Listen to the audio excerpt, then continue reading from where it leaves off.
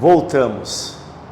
Agora vamos ensinar para vocês algumas ferramentas que são utilizadas, ferramentas da psicologia comportamental que são usadas para o tratamento na parte comportamental dos cães. Cães que estão agredindo com reatividade, com um nível de agressão muito elevado, cães que têm medo de barulho, medo de toque, medo de banho, medo de pet shop, medo de carro, cães que vomitam no carro, cães que fazem o que mais, Daniela? Cães que não deixam tocar, né, nos próprios objetos da casa, cães que não gostam que coloque a mão no potinho de comida, cachorro que não deixa nem você tocar na guia dele. Tudo que está envolvido na parte comportamental, essas ferramentas que a gente vai ensinar para vocês e também explicar, vocês podem estar usando. Então, o que é extinção, né? Vamos lá, Daniela. Extinção, aí eu dei aqui um exemplo de extinção, né? Você ensina o cão a dar a patinha, né? O cara gosta, que é aquela brincadeira, senta, dá patinha. Com o tempo, você não dá mais, não pede mais a patinha, exemplo, né? Você não pede mais a patinha, você não dá mais o petisquinho, né? Como forma de recompensa. E com o tempo isso vai passam-se meses e meses e você nunca mais pediu. Por si, o cão esqueceu de dar a patinha, esqueceu como faz. E ele não vai mais dar essa patinha. Então ali está extinto o comportamento da patinha. Então a extinção é você fazer o cão esquecer para um lado de um comportamento bom ou para um lado de um comportamento ruim. Pode acontecer, a extinção pode acabar. Então a extinção é quando você vai acabar de vez mesmo com o comportamento, que é muito usado, a gente usa muito isso no treinamento dos cães na parte comportamental, tá? Vamos para o próximo. Contracondicionamento. Exemplo. Aquele cachorro que vem à visita, tocou a campainha da casa, o cachorro late, arranha a porta, Prestador desespero de serviço total. também acontece muito qualquer isso. um que faça, né, o toque da campainha, passou o caminhão do lixo para quem mora em casa, esses barulhinhos, o cachorro vai lá e late. Então a gente tem aqui uma identificação que existe um gatilho quando o cão escuta a campainha, né? Lembrando que a campainha pode ser um sinal pode ser uma âncora, né? Esse gatilho pode ser associado a que vai existir uma recompensa de uma gratificação que a pessoa que vai entrar vai agradar ele, ou pode ser um latido de insegurança por medo do som da campainha. Então o que eu tenho que fazer? Eu tenho que fazer esse som da campainha, eu tenho que fazer algo contra, porque condicionamento, né? Condicionado, ele já está condicionado a latir quando escuta a campainha. Eu tenho que aplicar algo contra aquilo que ele já tem vontade de fazer, correto? Então, o que eu faço? Quando toca a campainha, eu tenho que na hora pegar uma porção de petisco ou de ração e esconder em uns 7 pontos do apartamento da casa. O que vai acontecer? Quando eu chamar ele vê eu escondendo, ele começa a ser convidado a esquecer o comportamento que ele está condicionado. Então eu uso o quê? Eu uso algo contra a vontade dele, que seria latir para a campainha para lá, eu faço o quê? Eu chamo ele para cá. Então eu vou contra a vontade dele, escondendo o alimento. Correto, Daniela? Sim, correto. Eu adoro fazer assim porque dessa forma eu consigo trabalhar esse contracondicionamento mais rápido e uma forma que o cachorro nem mais percebe que está tocando a campainha. E toda vez que ele escuta a campainha, automaticamente ele não vai mais ligar. Daí você vai fazendo isso como treino. Todos os dias tem que ir trabalhando assim. O cão está condicionado a entrar no carro e já começar a passar mal. Por que isso aconteceu? A vomitar. Né? Por que isso aconteceu? Porque ele passou por um estresse muito grande que está relacionado, condicionado ao carro. O que a gente faz para tirar essa fobia, né? Esse medo todo, né, do cão? A gente vai até o carro e a gente dá a ração para ele comer dentro do carro. Então ele vai começar a entender que uma memória positiva está sendo instalada, que é uma memória de curto prazo, né? Se é a primeira vez, é uma memória de curto prazo. E aí, estando instalada ali nele, ele vai ter aquela sensação de ir no carro não para sair andando, para ir para o estresse, e sim para comer. Aí faz isso a segunda vez, 3 vezes, 4 vezes. Se instala uma memória de longo prazo. Você tem que ter uma frequência para funcionar isso. Instalando essa memória, ele vai começar a associar que o carro já se tornou uma imagem associada a coisas boas, a coisas positivas. Aí você começa a fazer o quê? Quando você começa a aplicar o contracondicionamento nesse momento, você tem que pegar algo de maior valor, que seria um petisco, um roedor, um brinquedo desidratado. Aí você coloca no carro e dá uma pequena volta de 5 minutos. O que você fez? Você aplicou o contracondicionamento usando o enriquecimento ambiental, tá? Para quê? Para tirar o condicionamento que ele já estava marcado, que seria passar mal no carro. Com isso, você fez o quê? Você aplicou o contracondicionamento e também você criou um processo de dessensibilização. Sim. Tá? Você usou 2 ferramentas aí, né? Então, vamos explicar um pouco também sobre dessensibilização. E nos nossos exemplos, a gente vai passando para vocês contracondicionamento, dessensibilização, extinção, né? Então aqui, falando sobre o carro, eu estou aplicando a dessensibilização, porque quando eu levo o cão para comer, instalar a memória de curto prazo nele a primeira vez, eu estou dessensibilizando. Quando eu vou a segunda vez, estou dessensibilizando. A terceira vez, dessensibilizando. E a dessensibilização, ela anda muitas vezes junta com contracondicionamento, correto? É. E aí, pode falar. Um exemplo que eu acho bem bacana de sensibilização é quando a gente pega um cachorrinho da rua, né? Quando a gente adota aquele cãozinho de rua. Ele geralmente não gosta de ser tocado, né? Os cães de rua, eles não curtem muito o toque. É legal quando você trabalha isso, a sensibilização ao toque, quando você toca nele carinhosamente, ao mesmo tempo você alimenta ele com a outra mão e vai tocando ele. Você vai emparelhar. Isso, aí você vai desensibilizando ele automaticamente de uma forma extremamente positiva. Porque com esses cãezinhos a gente tem que sempre fazer tudo com calma. Tem aqui, ó, o cão ele tem medo, né? O cão que foi adotado da rua, ele tem medo. Então aqui está o medo, né? Então eu vou estar usando o quê? Eu vou estar usando a dessensibilização como ferramenta de tratamento, né? Então aqui, essa memória aqui tá grande, memória.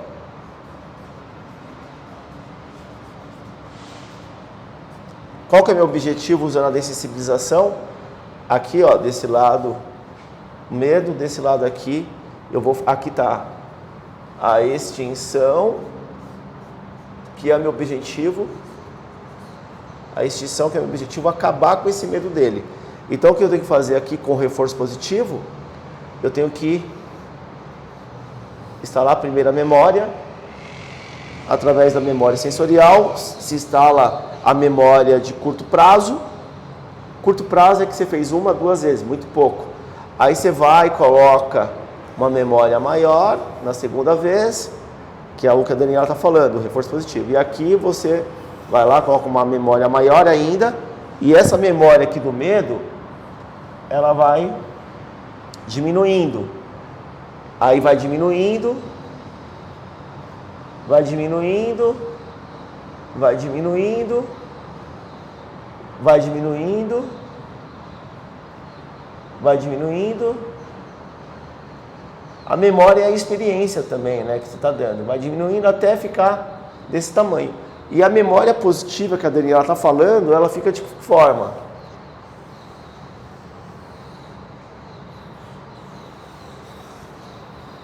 Ela fica gigante. Memória positiva. Que você usa o quê? Comida, petisco, o que mais, Daniela? Brinquedo, Brinquedo. carinho. E esse cão, ele vem cheio de problemas, né, de rua, assim, medo do toque, medo de barulho, medo às vezes de uma pessoa, né, um cachorro que tem medo de homem ou um cachorro que tem medo de mulher. Sim. E a gente trabalha muito a sensibilização dessa forma, de uma forma bem positiva. Então, essa memória aqui, né, a gente fez o quê? A gente fez ela entrar numa extinção aqui, ó. Então, a gente acabou com ela, então a gente extinguiu, entendeu? Totalmente a sensação negativa, aplicando a dessensibilização, né? E aí, aonde é gostoso trabalhar isso? Porque, vamos lá, um cão que ele é briguento, agressivo com outros cães. O que a gente vai estar usando nele? A gente vai ter que aumentar o que? Lá nos neurotransmissores a gente explicou para você, a gente vai ter que aumentar a serotonina, certo? Trabalhando de que forma? Uma corrente, endorfina, né? Dopamina e também para aumentar a serotonina dele, porque ele está com deficiência de serotonina, correto? Correto. E aí, se ele é briguento com o cão, a gente tem o quê? Uma memória. A gente tem que aplicar o quê, Daniela, nesse cão que ele é briguento? Que ele é agressivo até mesmo com pessoas também. A gente tem que aplicar o quê? A dessensibilização. Encontrar o gatilho, né? Encontrar primeiro o gatilho, isso, vamos lá, marca aí. Encontrar primeiro o gatilho. Como que você encontra o gatilho? Fazendo um bate-papo com o dono do cão, né? Então você começa a conversar com o dono do cão, você começa a observar como ele está conduzindo essa relação com o cão. Se essa relação com o cão está existindo hiperapego, o hiperapego desenvolve o que, Daniela? Desenvolve estresse. Estresse, o que mais? Por quê? Porque aí você começa a entrar em angústia de separação, né? Você começa a entrar num campo muito grande, né? Até mesmo fobias. Fobias também, porque a fobia ela tá próxima ali da angústia de separação, tá meio que parecida ali, né? É. E aí você tem o quê? Que encontrar os gatilhos através de como esse dono do cão fala, do cão. Se ele fala no diminutivo, é sinal que ele já tá de uma forma muito desequilibrada emocionalmente. Ai, cadê meu lindinho? Cadê meu filhinho? Ah, tadinho, ó, meu benzinho. Tudo tá no diminutivo, né? Ou se ela fala de uma forma muito sinestésica, né? Eu amo você, você é tudo pra mim, sou apaixonada por você. E aí acontece, ah, eu sinto saudade. Então, muitos elogios já identifica se a pessoa tá indo para uma linha de hiperapego, né? Então, coloca aí, hiperapego. Hiperapego. E aí, esse hiperapego vai desequilibrar totalmente o cão na casa. Então, qual o outro gatilho que a gente pode também estar identificando, né? A gente pode identificar se muitas vezes o cão ele está sendo criado de uma forma muito punitiva. Então, coloca aí, gatilho punitivo. O que é o gatilho punitivo? Se o dono ele acredita naqueles métodos antigos que dá chinelada no cão, pegar o jornal, ir para cima do cão, bater no cão, isso educa. O que acontece? O cão, ele funciona através de uma memória de curto prazo e longo prazo. Só que quando ele erra, quando ele faz alguma coisa errada, ele está sob uma memória de curto prazo. E aí, sobre essa memória de curto prazo, ele não vai entender se você aparece depois de 10, 15 minutos e começar a ser aversivo com ele, ele não vai entender que ele está errado. E aí o que acontece? O cão está sendo maltratado, e se ele está sendo maltratado, ele vai começar a apresentar vários problemas de comportamento. Quais são eles, Daniela? Medo, insegurança, toque, o que mais? Muitas vezes o cachorro fica estressado e começa a ser um mordedor dentro de casa. Porque ele aprende por reflexo. Então, se ele apanhou, ele começa também a avançar. Vai chegar um momento de tanto apanhar que ele começa a aprender a se defender, ele começa a entender que quando ele avança no agressor, o agressor respeita e para. Ou muitas vezes fica num duelo mais forte ainda com o agressor. Então tudo isso são gatilhos que você vai identificando, tá? Ou muitas vezes, qual outro gatilho? Se muitas vezes esse cão, ele passou por uma experiência negativa de ter tomado um susto no passeio na rua, tá? num parque, na aproximação, na sociabilização, um outro cão avançou nele, nesse filhote, né? Um filhote, se existe também essa experiência negativa, é um gatilho negativo, né? Sim. Ok. Então, todos esses gatilhos, tem diversos gatilhos que você consegue estar identificando. Gatilhos de medo de chuva, trovão, raio, nota aí. Fogos. Gatilhos por querer avançar numa moto, querer avançar numa pessoa com skate. Tudo isso são gatilhos.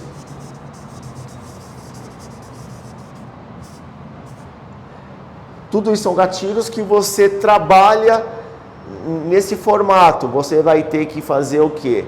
Você vai ter que criar, lembrando o quê? Uma atividade para fazer o cão endorfinar, né? Aí, segundo, a dopamina, você vai ter que ter um trabalho de início de obediência sendo desenvolvido. Por quê? O trabalho de obediência sendo desenvolvido, você estabelece uma comunicação com o seu cão.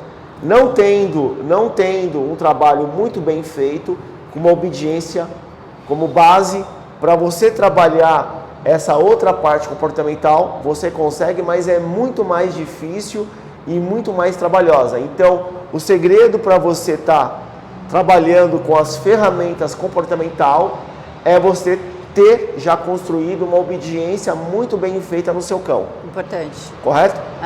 Não adianta você chegar numa casa e começar a trabalhar exatamente aquilo de aprontos, né? Não, tem que trabalhar passo a passo para que tudo dê bastante certo. É uma grande observação minha e um grande conceito meu.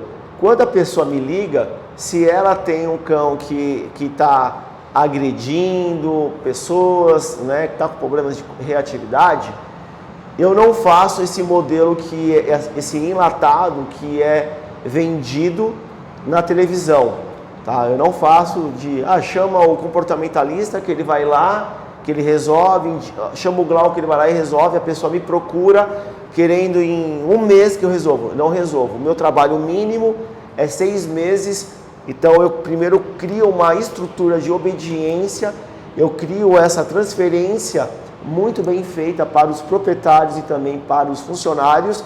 Eles vão treinar o cão. O segredo do treinador da SCA é que quem treina o cão não sou eu, quem treina o cão é o proprietário, é o funcionário, porque eu vou lá levar atividade para eles, exercícios, e eles vão fazendo esse reforço acontecer, instalando uma memória de longo prazo, tá? Então todos esses comportamentos aqui, eles vão ser trabalhados sim, esses gatilhos, mas de início tem que ser feito um trabalho de obediência. Se você se comprometer, pegar qualquer tipo de comportamento desse aqui para trabalhar, olha, eu posso te dizer que você está se comprometendo e se arriscando a não conseguir ter uma entrega perfeita. Por quê? Porque algum desses comportamentos aqui, como medo de chuva e fogos, você consegue resolver 100%? Não. Você consegue resolver no máximo 70%. 100% não, por quê? Porque se você pegou um cão aqui, que ele não teve nas janelas sociais, todo esse trabalho no preventivo bem feito, o que vai acontecer? Você pegando ele já adulto, você consegue, através do contracondicionamento e da dessensibilização, você consegue amenizar muito, mas resolver 100%? Não. Agora, outros comportamentos sobre cachorro que vomita, cachorro que avança, cachorro que faz vários comportamentos que aqui a gente não conseguiu lembrar que existe, você consegue deixar 100% aplicando o método treinador da SCA. Sim. Mais algum ponto aqui sem identificado, Dani? Eu acho que está bem explicado, né? Está bem legal. Então, espero que todos vocês tenham entendido que vocês têm que fazer um bate-papo, uma aula, não falando, jamais falando para o seu cliente que você vai fazer uma anamnese com ele, que você vai aplicar ferramentas da psicologia comportamental. Não é necessário. Se você criar esse tipo de abordagem, muitas vezes você vai estar passando uma imagem ruim para o seu cliente. Isso você tem que ter conhecimento que é usado na psicologia comportamental. Mas você não precisa identificar isso para a pessoa que está contratando o seu trabalho. O que a pessoa quer é resultado, tá bom? Nenhum momento você vai estar impressionando ela falar que você utiliza ferramentas da psicologia comportamental. Não, o que vai impressionar ela é o decorrer do processo, você conseguir mostrar melhoras no relacionamento dela com o cão dela. Sim, perfeito. Correto? Perfeito. É isso aí.